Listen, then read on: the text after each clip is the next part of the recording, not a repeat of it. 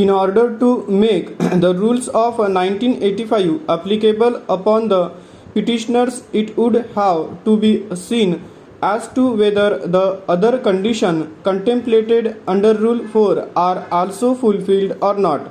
Rule 4 clearly provides that services of all permanent government servants and all temporary government servants, other than those appointed on contract and re-employed pensioners, are likely to continue for more than a year before they are to subscribe to the fund. To clarify it further, Note 2 has been added, which provides that temporary government servants, including apprentices and probationers who have been appointed against regular or temporary vacancies and are likely to continue for more than a year, shall subscribe to the fund from the date of joining the service.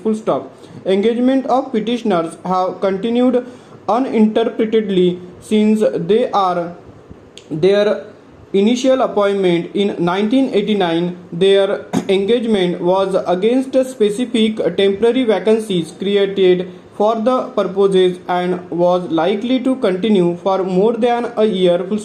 It has in fact continued for more than decades.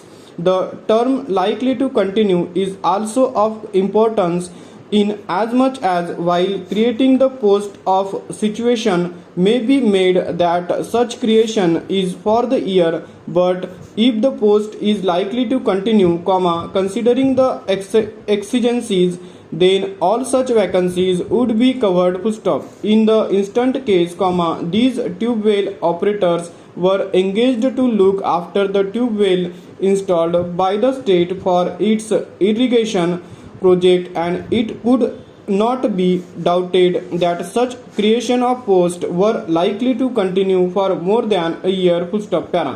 As a matter of fact, after the term part-time was made redundant by the orders of this court in 1994, and the issue attained finality up to the apex court, the state government rightly realized that these temporary government servants would be covered under conditions of eligibility contemplated in Rule 4 and passed the government order in 1998, clearly holding that such tube well operators would be entitled to all service benefits as are otherwise admissible to a full-time tube well operator.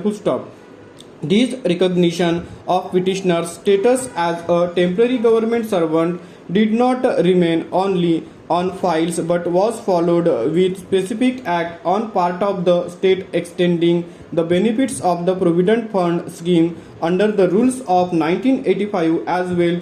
Provident Fund accounts were opened in respect of petitioners, specific account numbers were given, and deduction from salary for contributing in the Provident Fund under the rules of 1985 actually commenced.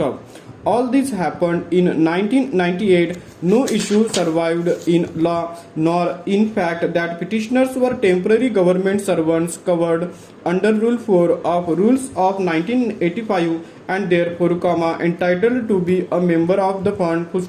No objection in that regard was raised by the state. As a model employer, the state rightly discharged its obligation under rules of 1985 by extending benefits admissible under a welfare scheme.